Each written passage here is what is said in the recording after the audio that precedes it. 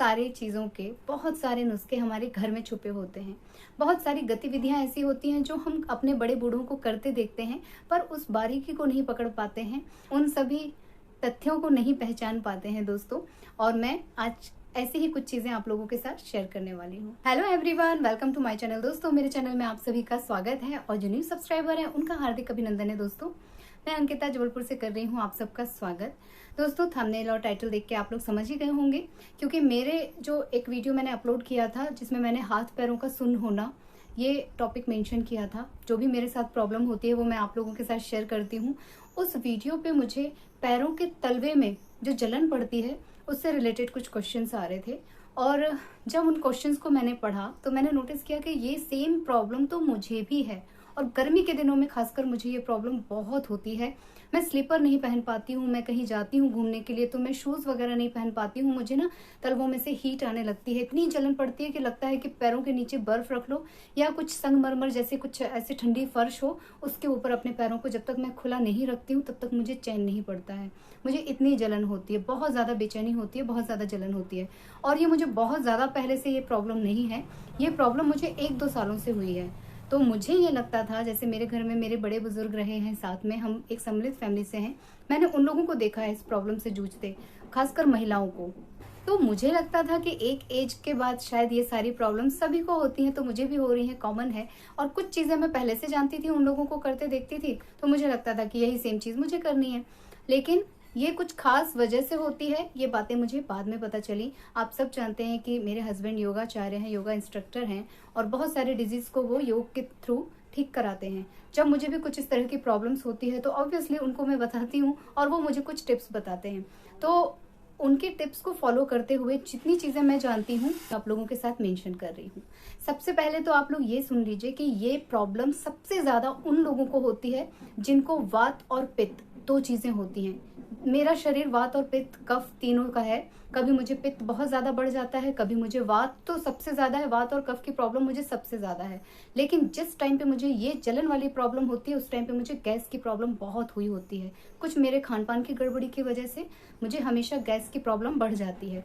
और उसी टाइम मैंने नोटिस किया है कि ये तलवों में से जलन पड़ना और इस तरह के कुछ कुछ जोड़ों में दर्द होना, जॉइंट्स पेन होना, साइड का पेन होना, ये मुझे उसी टाइम पे बढ़ता है जब मुझे गैस प्रॉब्लम होती है।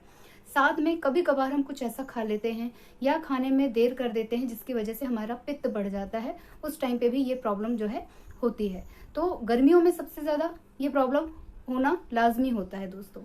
इनके मैं उपाय भी बताऊंगी, बहुत ही छोटे छोटे से सरल से उपाय हैं जो मैं करती हूँ और मुझे रिलीफ मिलता है। जब मुझे जलन तेज होने लगती है तब मैं ये सारे टिप्स फॉलो करती हूँ। कहीं कुछ खाना नहीं है, कहीं कोई मेडिसिन नहीं लेना है। हाँ, ठंडे पानी से पैरों को धुलना, ठंडे पानी में पैरों को रखना या गीले कपड़े से अपने पैरों को थोड़ी देर ढक लेना, ठंडी वाटर बॉटल के ऊपर अपना पैर रख लेना, वो सारी चीज़ें एकदम अलग है।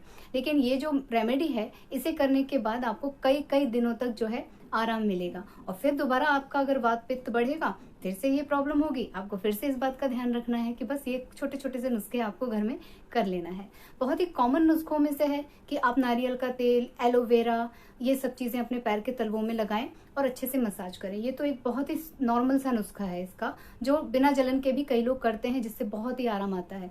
मेरे घर में जो नुस्खा अपनाया जाता था वो था पानी की बॉटल थेरेपी। बॉटल थेरेपी में पानी की बॉटल में एकदम ठंडा बर्फीला पानी रखते थे और खुद सोफे या कुर्सी के ऊपर बैठ के दोनों पैरों को उस बॉटल के ऊपर रख के उसे आगे पीछे ऐसे ऐसे करते थे। तो उससे जो है एक तो पैरों की मसाज होती थी। अगर आपके पैरों में बेहताशा दर्द है तो उसमें भी आराम आता था, आपको थकान है उसमें भी आराम आती थी, प्लस आपको अगर जलन की प्रॉब्लम है तो उसमें बहुत आराम मिलता था।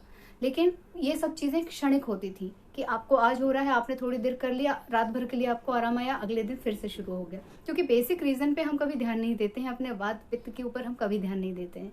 तो इसके लिए आपको थोड़े थोड़े से चूर्ण जो होते हैं ना, हम लोग आंवला खाते हैं, एलोवेरा खाते हैं, बस ऐसी ही कुछ चीज़ें हैं। 3 चीज़ें मैं मेंशन कर रही हूँ, आंवला, गोखरू और गिलोय। ये 3 चीज़ें हैं जिनकी बराबर मात्रा आपको लेनी है। अगर आपको सूखा पाउडर मिल जाता है तो भी ठीक है, अगर आपको इनका जूस मिल जाता है तो भी ठीक है, आप इसे किसी भी फॉर्म में ले सकते हैं। आपको इसे दिन में 2 बार लेना है। 1-1 चम्मच आप मात्रा रख लीजिए और आप इसे ले लीजिए। अगर आप इसका चूर्ण ले रहे हैं तो 1-1 ग्राम इनकी मात्रा रख लीजिए और आप इसे ले लीजिए। आपको इस पैरों के जलन में बहुत आराम आएगा। आंवला, गोखरू और गिलोय।